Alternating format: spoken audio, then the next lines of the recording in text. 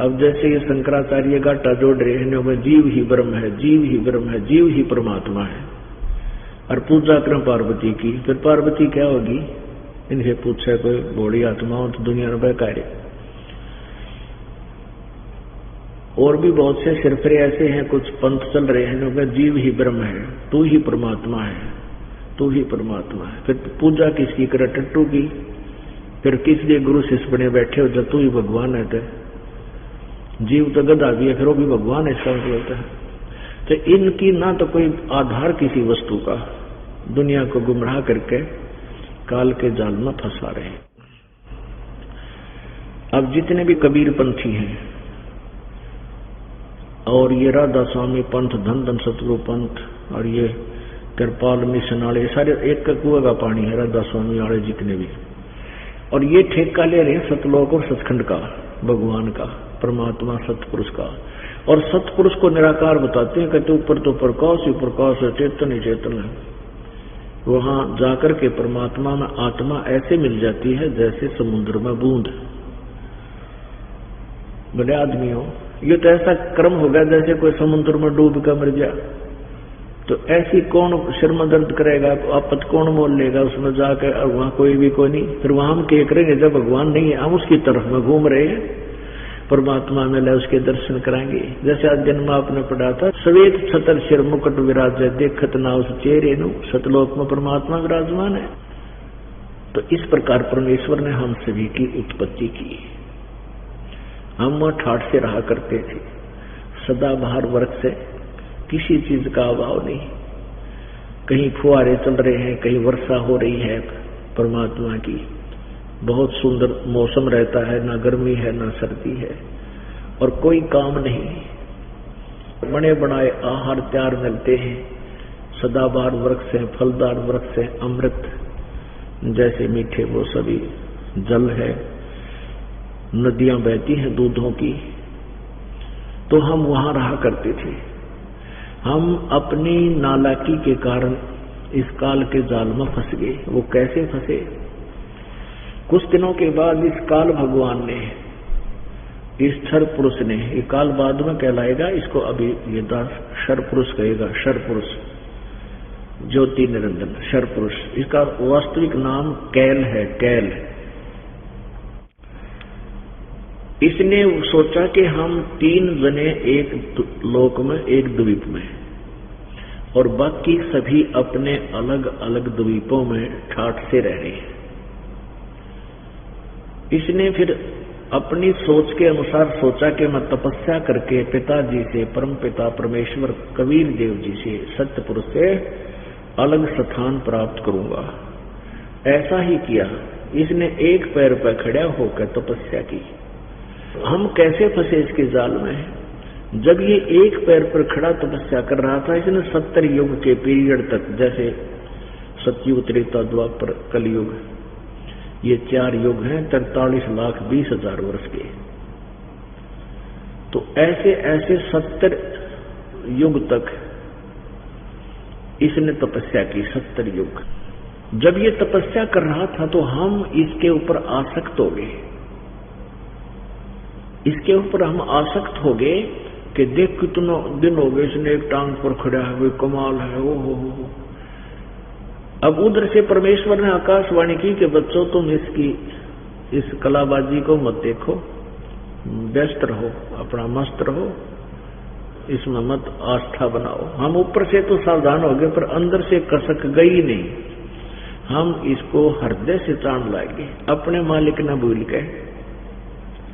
क्योंकि जो हमें सारा सुख दे रहा था, ना कोई रोग था ना दुख था, वहां पर सुंदर शरीर था, सब फ्री आहार था, हम उसको छोड़कर और इसको चाहने लग गए। हम पतिव्रता पद से गिर गए, हम अपने मालिक के मन से उतर गए।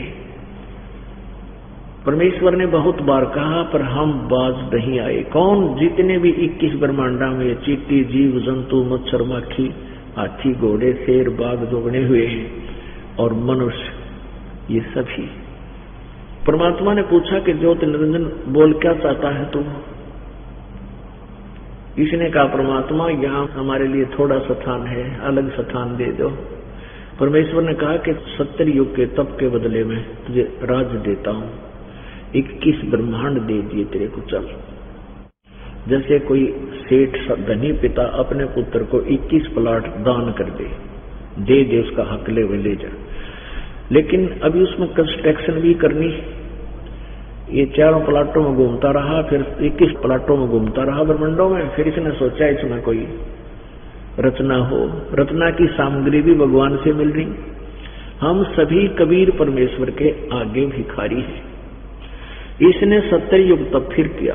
परमेश्वर ने पूछा भी क्या चाहता है बोल। तब इसने कहा प्रभु मुझे कुछ सृष्टि रचने की सामग्री दे दो, मटेरियल दे दो। परमेश्वर कबीर जी ने कहा तथास्तु, 3 गुण और 5 तत्व दे दिए। अगले बेटा खेल खिलौना थे। इसने सोचा भी इसमें कंस्ट्रक्शन भी कर लूंगा, लेकिन जीव नहीं होंगे तो मेरा अकेले का दिल नहीं लगेगा। इसने 64 युग तब फिर किया। तब परमेश्वर कबीर देव जी ने सतपुरुष जी ने पूछा कि क्या मांगता है ज्योति निरंजन। जो तूने मांगा था वो मैंने तुझे दे दिया, अब क्या चाहता है। इसने कहा प्रभु मुझे जीव दे दो। परमात्मा बोले वह जीव नहीं दे सकता, ये तो मेरी आत्मा है, मेरा अंश है, और मैं तेरे को दे नहीं सकता, तो इन्हें घना दुखी करेगा। यू कहने लगा नहीं जी मैं सत्य का राज करूंगा, जो जैसा कर्म करेगा वैसा ही फल पा लेगा, मैं तंग नहीं करूं। मैं बोला वो नहीं, मेरे यकीन नहीं। परमेश्वर को पता था कबीर जी को कि हम वहां रहने लायक रहे को नहीं, हमने बहुत घिनौना कर्म कर दिया। जो हमें सारे सुख दे था, सब तरह से हमें से प्यार करे था, उस परम पिता को छोड़कर हम इस काल के ऊपर आसक्त हो गए। परमात्मा जान गए थे कि ये यहां नहीं रखे जा सकते। तो परमेश्वर ने कहा भाई एक बात है, यदि कोई सब इच्छा से तेरे साथ जाना चाहता है तो मुझे कोई एतराज नहीं, जा पूछ ले। ज्योति निरंजन हमारे पास आया, हम सभी पहले इसके ऊपर आसक्त थे। पुण्यात्माओं, यह बीमारी अपने सतलोक से लगी। कौन सी?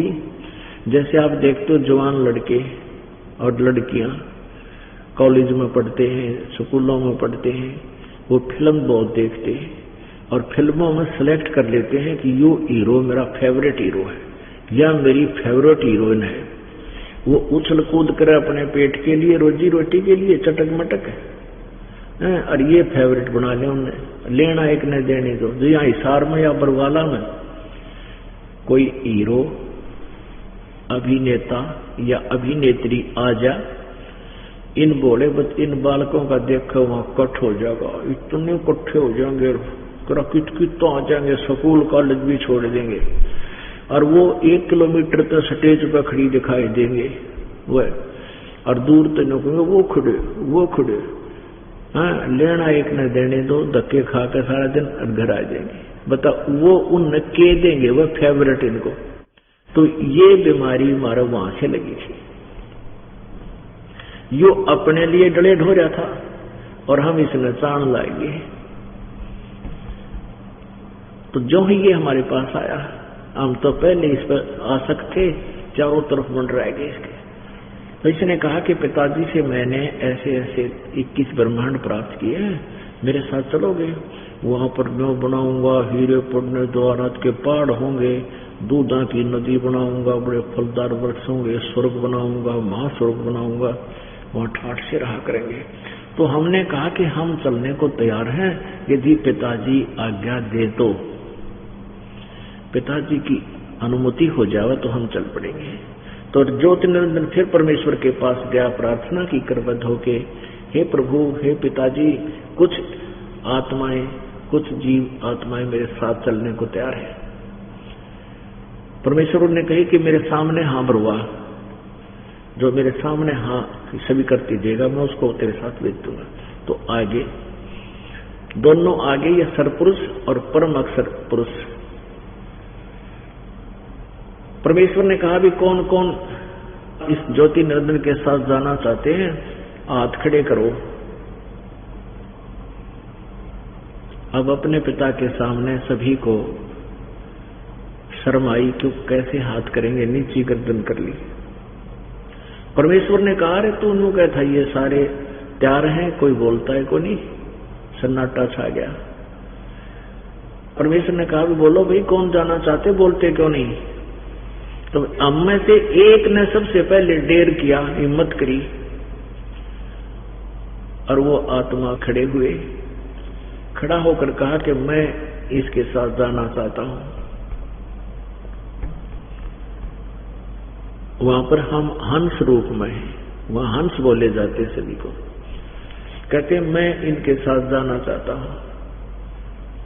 परमात्मा बोले वह ठीक, एक और नू देख कर फिर हमने सोची कहीं हम पीछे रहे, जहां एकला लूट ले इस ज्योति निरंजन के साथ जाके।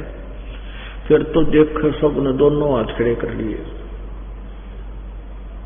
ये असंख्यों प्राणी, परमात्मा ने कहा कि भी ठीक है, ये जितने भी तेरे साथ जाना चाहते हैं, इनके नंबर मैंने नोट कर लिए और मैं अपने हिसाब से इनको भेज दूंगा तेरे पास, सारे चले जाए।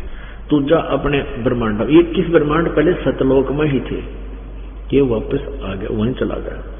पीछे से परमात्मा ने जिस आत्मा ने सबसे पहले स्वीकृति दी थी, उसका एक युवा कन्या बना दिया, लड़की बना दिया, और उसके शरीर में सभी आत्माओं को बीज रूप में डाल दिया। और उस लड़की से कहा, बेटी मैंने तेरे को वचन शक्ति दे दी है,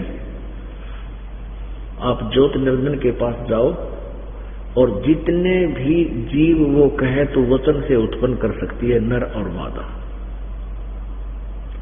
और वो सभी जीव मैंने तेरे शरीर में प्रवेश कर दिए। अपने पुत्र सहजदास से कहा कि सहजदास आप जाओ, इस अपनी बहन को उस ज्योति निरंजन के पास छोड़ आओ। अब सहजदास जो उन सबसे पहले जो 16 उत्पन्न हुए थे, उनमें से एक सहजदास है और एक जोगजीत है, और भी एक ही अचिंत है, ऐसे और भी बहुत हैं। तो वहां लेकर ये गया, लड़की को वहां छोड़ दिया उसके पास और कहा कि पिताजी का ये आदेश है कि जितने जीव तो कहेगा ये बहन उत्पन्न कर देगी, इसको वचन शक्ति दे दी है, सब जीव इसमें प्रवेश करती है। वो सहजदास छोड़ के आ गया अपने द्वीप में। अब ये बीमारी अपने और सतलोक से लगी, इस काल को लगी, काल से फिर हम उत्पन्न हुए तो हमारा भी वही अंश, वही वृत्ति हो रही है कि अकेली लड़की को देखते ही मन में दोष उत्पन्न हो गया, किसके, ज्योति निरंजन के, और उसने उसके साथ दुष्कर्म करना चाहा, दुराचार करना चाहा। लड़की ने कहा कि ज्योति निरंजन मेरे पास पिताजी की दी हुई वचन शक्ति है और तू ये पाप मत करे, जितने जीव तू कहेगा मैं बना दूंगी, तो ये मैथुन सृष्टि प्रारंभ मत कर। पर उसने एक नहीं सुनी, हद से आगे बढ़ गया, जबरदस्ती करने लगा। लड़की ने अपनी इज्जत की रक्षा करने के लिए अपना सूक्ष्म रूप बनाया, और जो ही वो बद व्यवहार करते हुए मुंह खोल रहा था आलिंगन बंद करके, तो उसके मुंह के माध्यम से पेट में पहुंच गई। वहां से प्रार्थना की, हे परमात्मा, हे परमेश्वर, हे पिताजी मेरी रक्षा करो, मेरे को ऐसे ऐसे इसने बद व्यवहार किया मेरे से और मैंने इसके पेट में शरण ले रखी है। तो परमेश्वर ने अपने ही पुत्र जोगजीत का रूप बनाया और वहां आ गए और कहा, ज्योति निरंजन तने जुल्म कर दिया, और इस सतलोक के अंदर जो ऐसा कर्म करता है उसको नहीं रखा जाता, और उसको एक बीमारी लग जाती है। आज से तुझे एक ऐसा रोग लग गया, 1 लाख मानव शरीरधारी प्राणियों का तू आहार करा करेगा प्रतिदिन, और 1.25 लाख जीव प्रतिदिन उत्पन्न किया करेगा, और निकल जाए यहां से। आदेश है परम पिता का, परमेश्वर का। आदेश है परमेश्वर का, चला जाए 21 ब्रह्मांड को लेकर के यहां से। वो लड़की उसके पेट से बाहर निकाल दी और कहा आज के बाद तेरा नाम काल होगा। उसी समय उसका स्वरूप बिगड़ गया, ओछा माथा, लंबे दांत, सांवला चेहरा, विकराल टाइप। और वहां से इन दोनों को, दुर्गा को और इस शर पुरुष को समेत 21 ब्रह्मांड के निकाल दिया। ये वहां से सतलोक से चलकर 16 शंख कोस दूर आकर अब पर उठ गए और यहां फिर चक्कर काटने लगे। अब ज्योति निरंजन ने कहा कि दुर्गा, अब मेरा कौन के बिगाड़ेगा, मेरे को जो सजा मिलनी थी मिल गई, अब मनमानी करूंगा। फिर उसने जबरदस्ती इस लड़की से करनी चाहिए। उसने फिर यही यातना की पर नहीं माना, हद से ज्यादा बढ़ गया। उसने अपनी नख रेखाओं से, अपने नाखूनों से वो स्त्री इंद्री बनाई और शादी की। दुर्गा से जो है 3 पुत्र उत्पन्न किए, रजगुण युक्त ब्रह्मा जी, सतगुण युक्त विष्णु जी और तमगुण युक्त शिव जी को बनाया। इस काल भगवान ने 21वें ब्रह्मांड के सबसे ऊपर के स्थान पर 3 स्थान बना रखे हैं, एक रजोगुण युक्त, एक सतोगुण युक्त, एक रजोगुण प्रधान अक्षेत्र, एक सतोगुण प्रधान अक्षेत्र, एक तमोगुण प्रधान अक्षेत्र।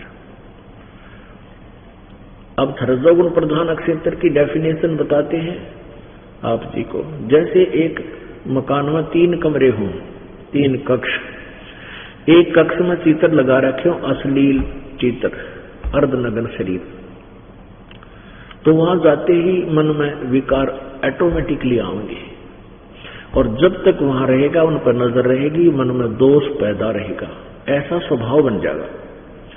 दूसरे कक्ष में लगा रखे हैं साधु संत फकीरों के, और वहां जाते ही आत्मा उनके चरित्रों से परिचित होकर के लीलाओं से एकदम शांत हो जाती है, बहुत शांत मन हो जाता है, उसका स्वभाव बन जाता है जब तक वहां रहते हैं। और तीसरा मान लीजिए बना रखे, जैसे देशभक्तों के, शहीदों के चित्र लगा रखे हों, शूरवीरों के, उनकी कथाओं से परिचित हम होते ही हैं, वहां जाते ही वैसा ही शरीर हो जाएगा, वैसा ही मन हो जाएगा और ऐसे ही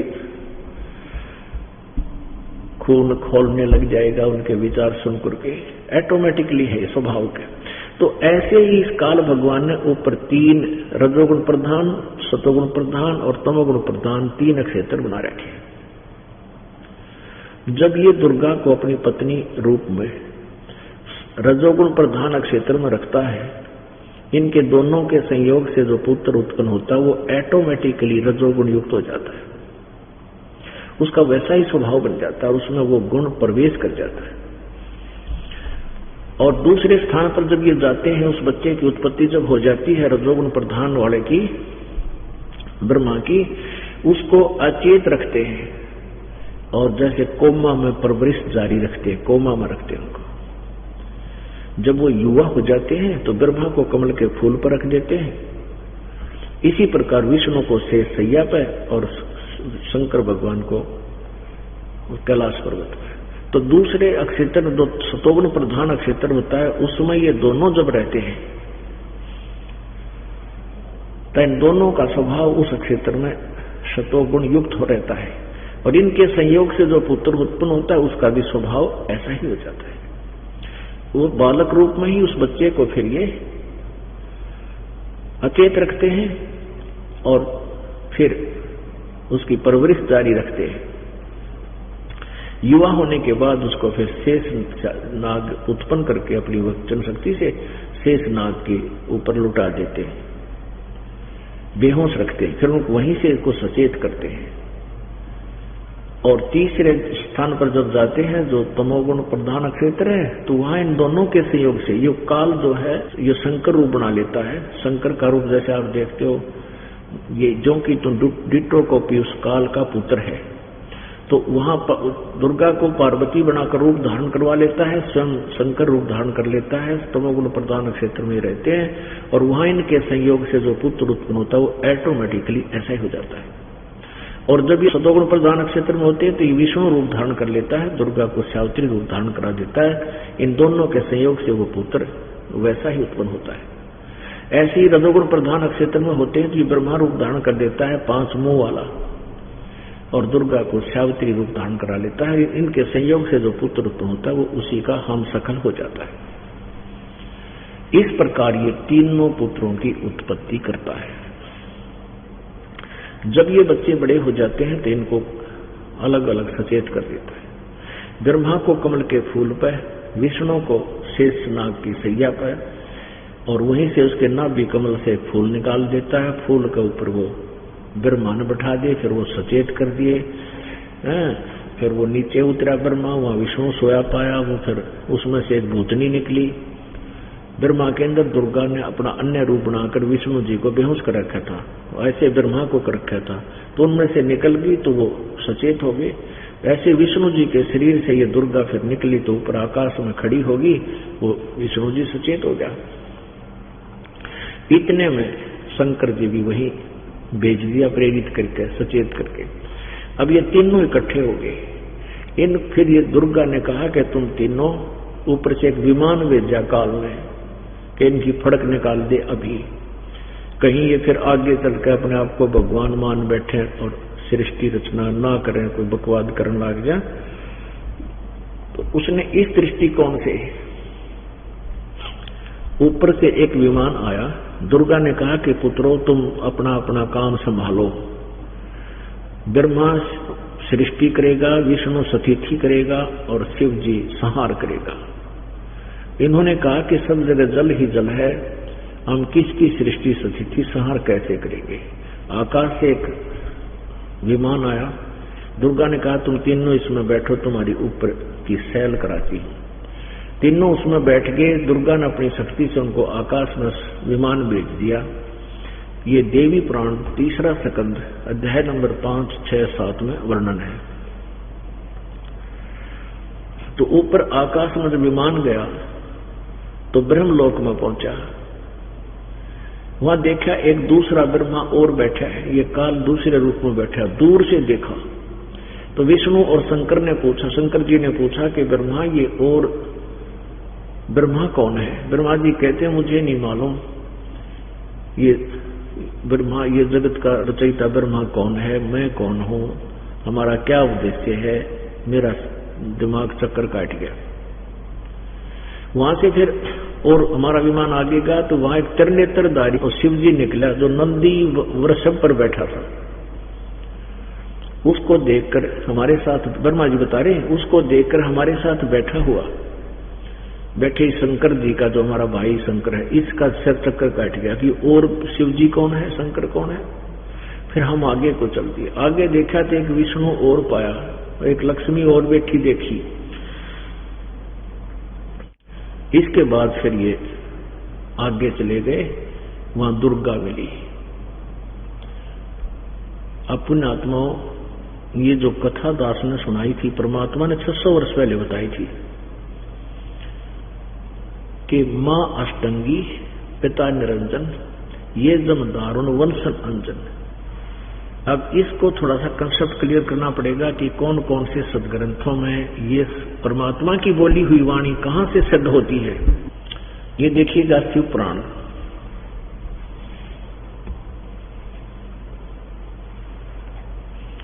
संक्षिप्त शिव पुराण, सचित्र मोटा टाइप, केवल हिंदी।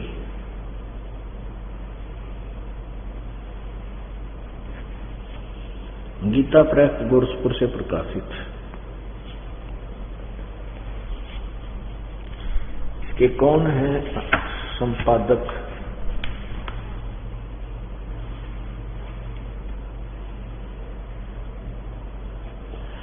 हनुमान प्रसाद पोदार।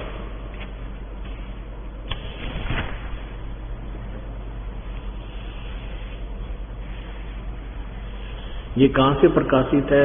प्रकाशक एवं मुद्रक हैं गीता प्रेस गोरखपुर,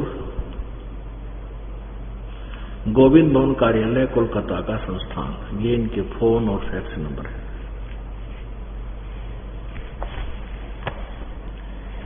इसके 98 पृष्ठ पे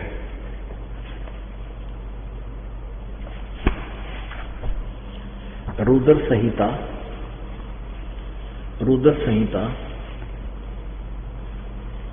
पृष्ठ नंबर 98 अध्याय नंबर 5 में लास्ट में, अपने पुत्र नारद की यह बात सुनकर लोक पितामह ब्रह्मा वहां इस प्रकार बोले। अब ये रुद्र संहिता का 6वां अध्याय यहां से प्रारंभ होता है।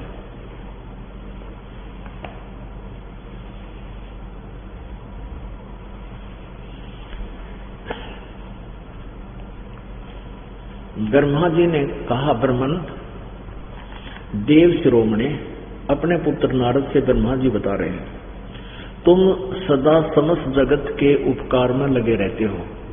तुमने लोगों के हित की कामना से बहुत उत्तम बात पूछी है,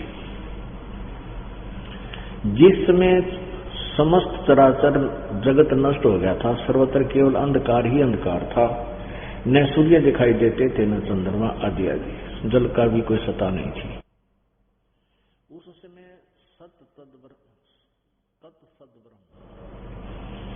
उस समय तत् वह सद्ब्रह्म, सद्ब्रह्म माने सत्पुरुष, ब्रह्म कहो चाहे पुरुष कहो, सत्य माने सत्पुरुष, वह सत्पुरुष। इस श्रुति में जो सत्य सुना जाता है एकमात्र वही शेष था, यानी सत्पुरुष ही शेष था। यहां देखो 100 पर, प्रश्न नंबर 100 पर, जिस परब्रह्म के विषय में ज्ञान और अज्ञान पूर्ण उक्तियों द्वारा इस प्रकार विकल्प किए जाते हैं, उसने कुछ काल के बाद द्वितीय की इच्छा प्रकट की। उसके भीतर एक से अनेक होने का संकल्प उदित हुआ। तब उस निराकार परमात्मा ने अपनी लीला शक्ति से अपने लिए मूर्ति यानी आकार की कल्पना की। जो मूर्ति रहित वो परब्रह्म है, परम ब्रह्म है, उसकी मूर्ति भगवान सदाशिव है। अर्वाचीन और प्राचीन विद्वान उन्हीं को ईश्वर कहते हैं। उस समय एकाकी रहकर स्वेच्छानुसार विहार करने वाले उन सदाशिव ने, ये सदाशिव काल है, अपने विग्रह से, शरीर से, विग्रह माने शरीर से, स्वयं ही एक स्वरूप भूता शक्ति की सृष्टि की, जो उनके अपने शरीर अंग से कभी अलग होने वाली नहीं थी, यानी उनके अंदर थी या दुर्गा। अब ब्रह्मा ने परमात्मा से ज्ञान सुना था, कर वह बात माननी को ना, अब खिचड़ी बनाकर बता रहे हैं। उस पराशक्ति को प्रधान प्रकृति गुणवती माया बुद्धि तत्व की जननी विकार रहित बताया गया है। वह शक्ति अंबिका कही गई है, जो सदाशिव के पेट से निकली है ना, शरीर से, उसके बारे में बता रहा ब्रह्मा। उसको प्रकृति सर्वेश्वरी त्रिदेव जननी, तीनों देवताओं की माता त्रिदेव जननी, ब्रह्मा विष्णु महेश को उत्पन्न करने वाली नित्य और मूल कारण कहते हैं, सदाशिव द्वारा प्रकट की गई। अब सदाशिव काल को कहते हैं, आगे दिखाएंगे। उस शक्ति के 8 भुजाएं है, अष्टंगी दुर्गा स्पष्ट हुई। नाना प्रकार के आभूषण उसके श्री अंगों की शोभा बढ़ाते हैं। वह देवी नाना प्रकार की गतियों से संपन्न है और अनेक प्रकार के अस्त्र शस्त्र धारण करती है। Clear concept. एकाएकनी होकर भी वह माया संयोग वसात अनेक हो जाती है। वे जो सदाशिव हैं उन्हें परम पुरुष, ईश्वर, शिव, शंभु और महेश्वर कहते हैं। यहां देखिएगा, अब वो अपने सारे अंगों में भस्म रमाए रहते हैं। उन काल रूपी ब्रह्म ने, उन काल रूपी ब्रह्म ने एक ही समय शक्ति के नाथ नहीं साथ है। ये काल रूपी ब्रह्म भी इस सदाशिव कहो, ब्रह्मा विष्णु महेश का पिता कहो, चाहे काल कहो चाहे सरपुरुष कहो, ये क्लियर हो गया। काल रूपी ब्रह्म ने एक ही समय शक्ति के साथ, ये नाथ नहीं है, शक्ति के साथ शिवलोक नामक अक्षेत्र का निर्माण किया था। उस उत्तम क्षेत्र को काशी कहते हैं। आगे देखो, जो सबके ऊपर विराजमान है वो प्रिया और प्रियतम शक्ति और शिव जो परमानंद स्वरूप है, उस मनोरम अक्षेत्र में नित्य निवास करते हैं। प्रिया और प्रियतम पति पत्नी रूप में, या दुर्गा और युकाल है सदाशिव। शिव और शिवा ने, काल और दुर्गा ने प्रलय काल में भी कभी उस अक्षेत्र यानी काशी को अपने सानिध्य से मुक्त नहीं किया। आगे देखना, ब्रह्मा बता रहा है अपने पुत्र नारद को, देवर से एक समय उस आनंद वन में रमण करते हुए शिवा और शिव के मन में यह इच्छा हुई कि किसी दूसरे एक पुरुष की सृष्टि करनी चाहिए, जिस पर यह सृष्टि संचालन का महान भार रखकर हम दोनों केवल काशी में स्वेच्छानुसार विचरें और निर्वाण धारण करें। ऐसा विचार करके, ऐसा निश्चय करके शक्ति सहित सर्वव्यापी परमेश्वर शिव ने अपने वाम भाग के 10वें अंग पर अमृत मल दिया, यानी पति पत्नी व्यवहार किया। फिर वहां से एक पुरुष प्रकट हुआ, एक पुत्र की उत्पत्ति हुई। आगे देखो, शिव ने कहा वत्स बेटा, इस काल ने कहा विष्णु बेटा, व्यापक होने के कारण तुम्हारा विष्णु नाम विख्यात हुआ। ये 6वां अध्याय समाप्त हो गया। अब 7वां शुरू होता है, रुद्र संहिता का। ब्रह्मा जी कहते हैं देवर से, नारद से कहते हैं कि तत्पश्चात कल्याणकारी परमेश्वर शाम सदाशिव ने इस काल में और दुर्गा ने पूर्व प्रयत्न करके, जैसे विष्णु उत्पन्न किया दोनों के संयोग से, मुझे अपने दाहिने अंग से उत्पन्न किया। मुने उन परमेश्वर ने मुझे तुरंत ही अपनी योग माया से मोहित करके नारायण देव की नाभि में डाल दिया, लीला पूर्वक मुझे वहां से प्रकट किया। अपने आत्मा अब यहां लेखक अनुवाद करता जो है थोड़ा सा असमंजस में पड़ गया कि भाई शिव से शिव की उत्पत्ति कैसे लिखूं, लेकिन कहते हैं चोर चोरावे तून बड़ी व गड्ढे पानी में वह गड्ढे व ऊपर आवे न सच्चाई छानी। यह देखो 110 पृष्ठ पे ये है संक्षिप्त शिवपुराण। देखो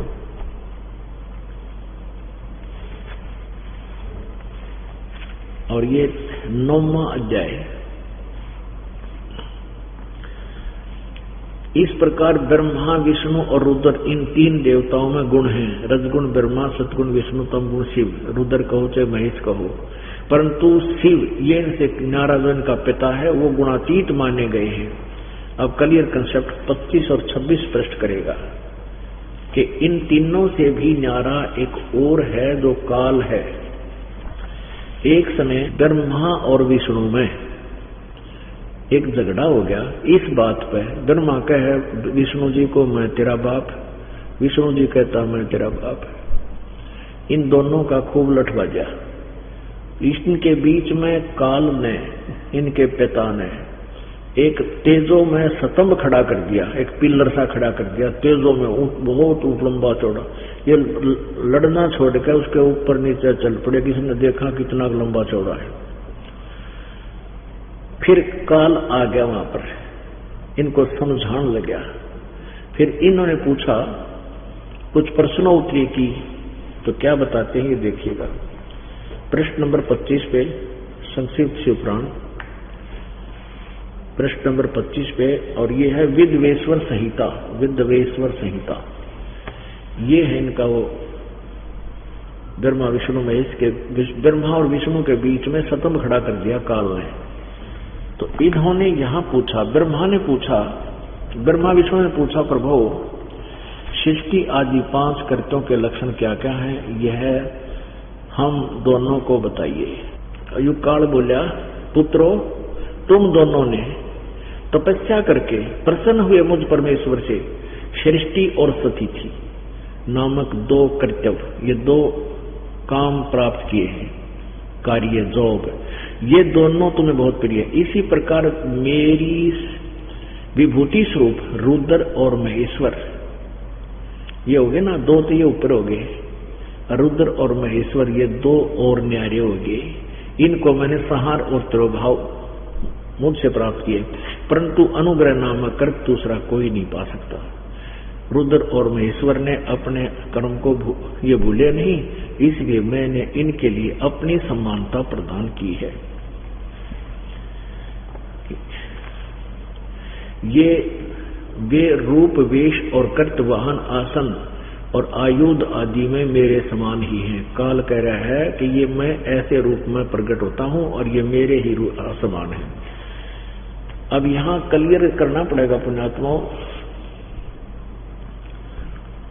कि ये काल बोल रहा है और इसी ने गीता बोली थी, ये देखना आगे इसी पे 26 पृष्ठ है ये विद्वेश्वर संहिता का।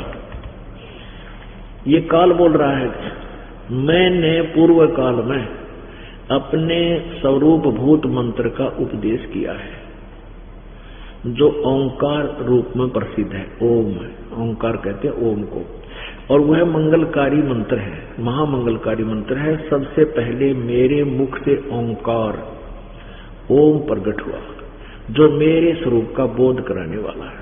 ओंकार वाचक है, मैं वाच्य हूं, यह मेरा मंत्र है, यह मंत्र मेरा स्वरूप ही है। प्रतिदिन ओंकार यानी इस ओम का निरंतर स्मरण करने से मेरा ही सदा स्मरण होता है। अब देखना ध्यान से, मेरे उत्तरवर्ती मुख से आकार का, पश्चिम मुख से उकार का, दक्षिण मुख से मकार का, पूर्ववर्ती मुख से बिंदु का तथा मध्यवर्ती मुख से नाद का प्राकट्य हुआ है। ये 5 हो गए। एक तो ये आकार, उकार, मकार, बिंदु और नाद, ये 5 हो गए। इस प्रकार 5 अवयवों से युक्त ओंकार का विस्तार हुआ है। इन सभी अवयवों से एकीभूत होकर यह परवण ओम नामक एक अक्षर हो गया।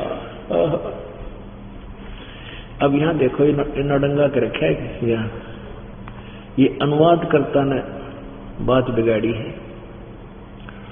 इसने क्या लिखा कि ओम नमः शिवाय यह पंचाक्षर मंत्र है, और ये 5 अक्षर तो डिफाइन कर दिए इसने ऊपर कि मेरे ये मंत्र हैं आकार। इस ओम मंत्र में ये 5 मंत्र हैं, 5 मंत्र का ये ओम बनता है। उकार, आकार, उकार, मकार, बिंदु और नाद, ये समझते। इस प्रकार सभी इन सभी अवयवों से एकीभूत होकर 5 अवयवों से युक्त ओंकार निरंतर हुआ है, विस्तार हुआ। ओंकार का विस्तार 5 अवयवों से, 5 मंत्रों से, इन सभी अवयवों से एकीभूत होकर ये परवण ऐसा हो गया। और ये के अड़ंगा देख, ये मूल संस्कृत में नहीं है, इसने ब्रैकेट कर रखा है। ये ओम नमः शिवाय अनुवादकर्ताओं ने बात बिगाड़ दी और श्रद्धालुओं ने ये हिंदी पढ़ी और ओम नमः शिवाय का रगड़ा ला दिया। ओम नमः शिवाय, ओम, ये मंत्र गलत है, ये मंत्र है ही नहीं जाप करना। इसने अब यदि आपको मूल संस्कृत दिखाऊं तो उससे और कंसेप्ट क्लियर हो जाता। अब इससे स्पष्ट हो गया कि ब्रह्मा विष्णु महेश का जन्म दुर्गा और काल रूपी भगवान के संयोग से पति पुत्री व्यवहार से हुआ, और ये परमेश्वर ने 600 वर्ष पहले बताया था, आज नहीं। लेकिन उस समय इन नकलियों ने, इन अज्ञानियों ने परमात्मा की इस अमर वाणी को ऊपर नहीं आने दिया। वो क्या कहते थे कि कबीर अशिक्षित है, कबीर अक्षर ज्ञान नहीं जानता, ये ब्रह्मा विष्णु महेश की आलोचना करता है। ये दुश्मन है हिंदू समाज का, ये ब्रह्मा विष्णु महेश को जन्म मृत्यु वाला बताता है। और पुण्यात्माओं, ये ब्रह्मा विष्णु महेश स्वयं स्वीकार करते हैं हमारा जन्म और मृत्यु होता है। पुण्यात्माओं, सौभाग्य है आपका। परमात्मा ने बुद्धि दी, प्राणी को ये प्रोजेक्टर बन गए, इलेक्ट्रॉनिक मीडिया बन गया, ये अपने काम आओगे, आप जी का काम आओगा। परमात्मा का ये सारा जो कुछ मालिक ने दिया है, एक दिन पूरे विश्व में ये हाथों हाथ सच्चाई मिलेगी, सदग्रंथ आपके रूबरू होंगे। सब पुण्यात्मा एकदम फड़क कर दूसरे पंथों को त्याग कर परमात्मा की सत भक्ति करके अपने उस स्थान पर चलेगी जहां से हम आए थे, जहां कोई दुख नाम की वस्तु नहीं है, सुख ही सुख है। अब देखिएगा, ये श्रीमद् देवी भागवत गीता प्रेस गोरखपुर से प्रकाशित है।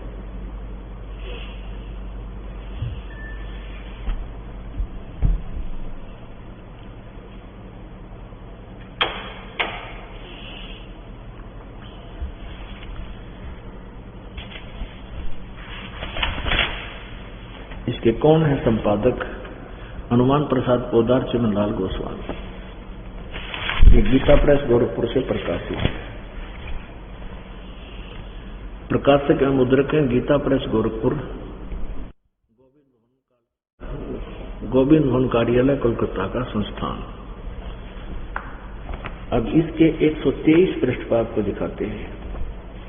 तीसरा सकंद, 123 पृष्ठ।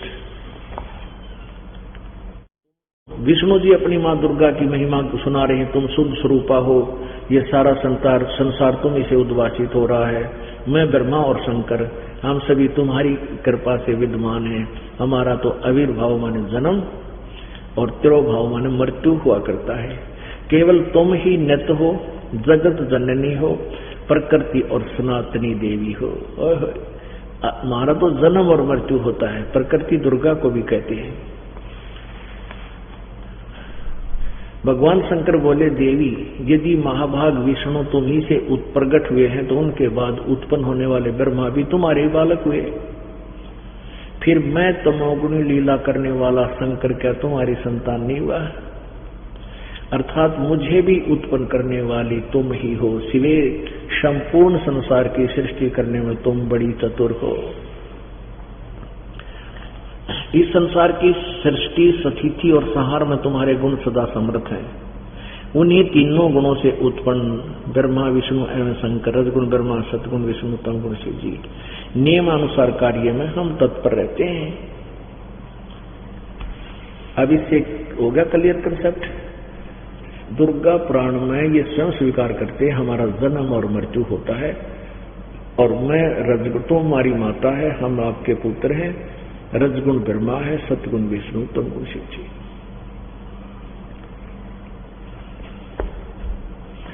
और परमात्मा 600 वर्ष पहले यही कहा करते थे, और इन अज्ञानियों ने उस मालिक का इतना विरोध करा दिया। हो पूरी जनता को, मुसलमानों ने अपने मुसलमानों को भड़का दिया, हिंदुओं के गुरुओं ने अपने हिंदुओं को भड़का दिया कि ये दुल्हा तो हमारे देवी देवताओं की निंदा करता है। और जो ये विद्वान कहा कर कहलाते थे, आज तक हमें नहीं बता सके पुराणों में क्या लिखा है, और ना वेदों का ज्ञान था इनको। आपने देख लिया, सुबह सर्च बताया था देवी पुराण में कि लिखा है कि सतयुग के ब्राह्मण वेद के पूर्ण विद्वान होते थे और दुर्गा की पूजा करते थे। ठहरा के जो और दुर्गा कहती है, उस सब बात छोड़कर केवल एक ब्रह्म की पूजा करो। 7वें संकल्प में 562 पृष्ठ पे, 63 पृष्ठ पे, और वो ब्रह्म लोक में रहता है। उसका ओम मंत्र है, नथिंग एल्स। और कोई पूजा मत करो, किसी मंत्र का जाप मत करो।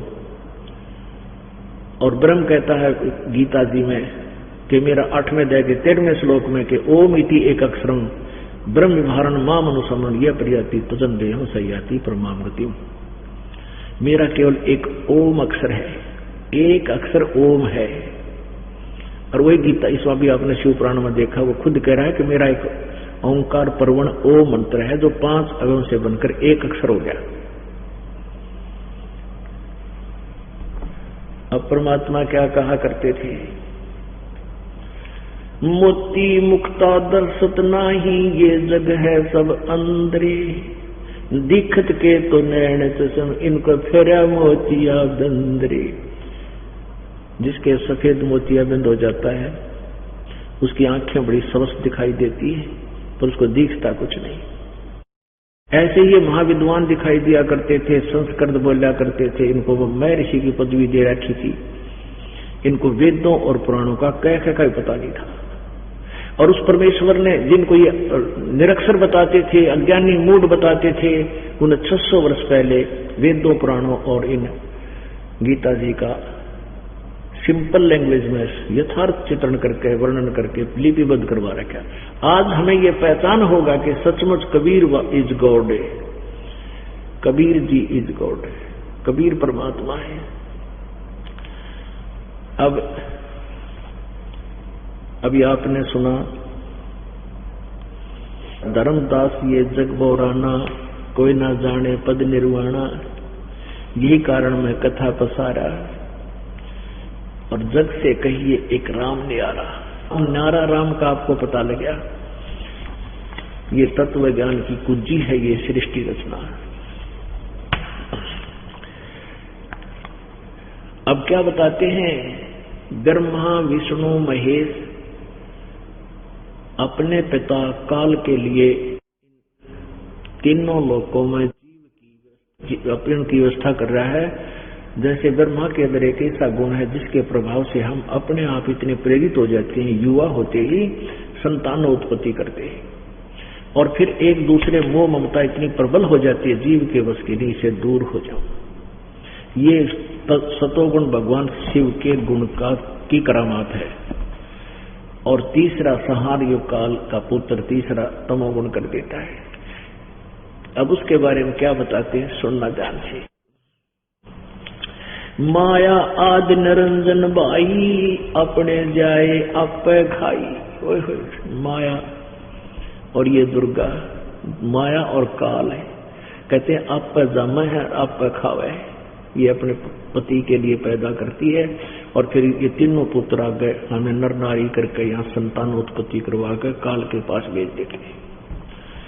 और ब्रह्मा विष्णु महेश को भी वो काल खाता है जब इनकी मृत्यु हो जाती है। फिर नए पुण्य आत्माओं को इसी पद पर अपनी पत्नी दुर्गा से उत्पन्न करके स्थापित कर देता है। माया आदि निरंजन बाई, अपने जाए आप खाई।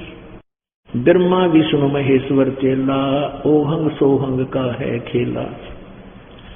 शिखर सुन में धर्म अन्यायी, जिन शक्ति डायण मैल पठाई। आप तो गुप्त बैठ गया ऊपर थे, और दुर्गा को यहाँ का कंट्रोलर बना दिया, नीचे के ब्रह्मांड के नीचे के हिस्से में।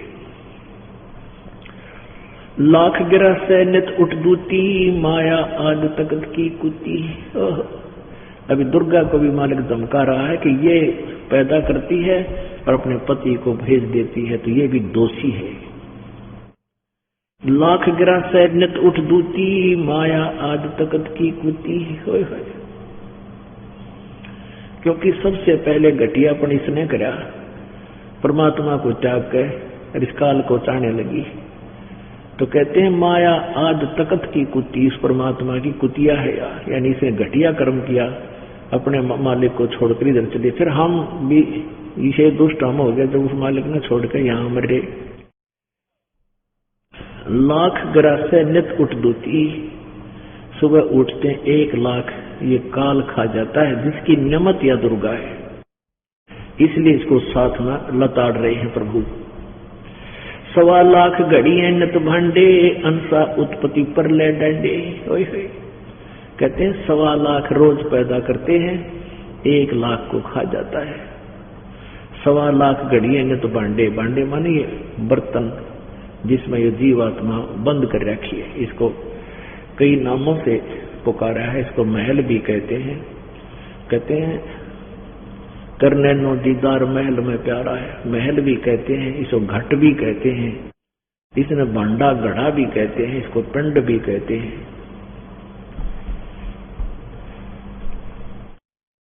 1.25 लाख गिरासे नित उठ दूती, माया आज तकत की कुती। 1.25 लाख घड़ियां नित बांडे, अंसा उत्पत्ति पर ले डंडे। अब इन बोली आत्माओं को, जीवों को, मेरे हंसों को जन्म और मृत्यु के दंड से, दुख से दुखी किया जा रहा है। अंसा उत्पत्ति प्रलय, उत्पत्ति माने जन्म, प्रलय माने मृत्यु के दंड से दुखी कर रहे हैं, जन्म मरण के चक्कर में डाल रखे। ये तीनों चेला बटपारी, सिरजे पुरुषा सिरजी नारी, खोखापुर में जीव भुलाए, सोपन विष्ट बैकुंठ बनाए। ये अरहट का कुआ लोई, यागड़ बंजा है सब कोई, कीड़ी कुंजर और अरहा अवतारा, हरहट डोर बंधे कई बारा। अरब अलील इंद्र है भाई, हर हर डोर बंधे सब आई, शेष महेश गणेश्वर ताही, हर हर डोर बंधे सब आई। शुक्रादिक ब्रह्मादिक देवा, हर अट डोर बंधे सब खेवा। ये कोट्य करता फिरता देखा, हर हट डोर कहूं सुन देखा। ये चतुर्भुजी भगवान कहावे, हर हट डोर बंधे सब आवे। ये है खोखापुर का कुआ, इसमें पड़ गया वो निश्चय मुआ। अब अरहट डोर, रहट की डोर, रहट कैसे बताया है ये देखो, आपको दिखाते हैं। ये देखिएगा, इसको कहते हैं अरहट, रहट। देसी भाषा में इसे रहट कहा जाता था, रहट, अरहट बोलते इसको, अरहट। ये एक कुएं की एलिवेशन दिखा रखी है, नो साइड एलिवेशन। ये जल है, न सोच ले, इतना काट के दिखा दिया चित्र में। और ये एक पुली होती थी, इस पुली के ऊपर ये एक पुली होती है, पहले होते थे रेट, इसमें ऐसे गिरारी टाइप से लगे होते थे। इसके ऊपर एक चैन डाली जाती थी, लगभग 1 फुट चौड़ी लोहे की, और इस चैन के ऊपर बाल्टी वेल्ड कर दी जाती थी। ये बाल्टियां, ये नीचे से ये पुली चलाई जाती थी बैलों के द्वारा, एक कोल्हू टाइप अलग से बना हुआ होता था, इसकी पुली उसमें जाती थी और उससे ये घूमती थी ऐसे। इसके घूमने से चैन चलती थी और नीचे से बाल्टी पानी से भरकर आती थी और ऊपर आकर यहाँ खाली होती थी। यहाँ से ये खेतों में सिंचाई के लिए जल चला जाता था। तो नीचे से भर के आई, ऊपर खाली होगी, नीचे से भर के आई, ऊपर खाली होगी, नीचे से भर के आई, ऊपर खाली होगी। इसको अरहट डोर कहते हैं, अरहट का कुआ लोई, अरहट का कुआ। ये अरहट का कुआ लोई, यागड़ बंजा है सब कोई। ये चिट्टी, चिट्टी कीड़ी, कीड़ी कुंजर, कुंजर माने हाथी, कीड़ी कुंजर और अवतारा, हरहट डोर बंधे कई बारा। ये अवतार ब्रह्मा विष्णु और शिव, ये भी जन्म मृत्यु में आते हैं और कहते हैं नीचे अपने कमाई से नीचे आए, यहाँ से साधना की, ऊपर चले गए और यहाँ मर गए, यहाँ खत्म हुए, फिर खाली बाजते आए, फिर यहाँ साधना की, फिर ऊपर गए, यानी यहाँ चले गए, यहाँ मृत्यु हुई, फिर नीचे आए, फिर साधना की, ये खाली हुए, फिर बढ़ कर गए। तो ऐसे ये जन्म मृत्यु का रहट का कुआ चलता रहा। इसके लिए बताते हैं कि ये अरहट का कुआ लोई, इस काल के लोक में जन्म मृत्यु सबकी है। ब्रह्मा विष्णु महेश की भी मृत्यु होती है, काल और दुर्गा की भी मृत्यु होती है, ये अक्षर पुरुष की भी मृत्यु होती है। लेकिन परम अक्षर पुरुष यानी परमेश्वर सत्यलोक सतपुरुष के स्वामी की, सत्यपुरुष की कभी मृत्यु नहीं होती, वो अविनाशी परमात्मा है। अब क्या बताते हैं, ब्रह्मा विष्णु महेश्वर माया और धर्मराया कहिए, इन 500 मिल पर पंच बनाया, वाणी हमारी लहिए। क्या बताते हैं कि ब्रह्मा विष्णु महेश्वर और माया और यो काल, इन 5वां ने मिलकर तुम्हें यहां फंसा रखा है और तुम हम जो कह रहे हैं इनको ले लो, इन वचनों को लेना माने बड़ी सावधानी से गौर करके सुनना और उस पर असर करना। ब्रह्मा विष्णु महेश्वर माया और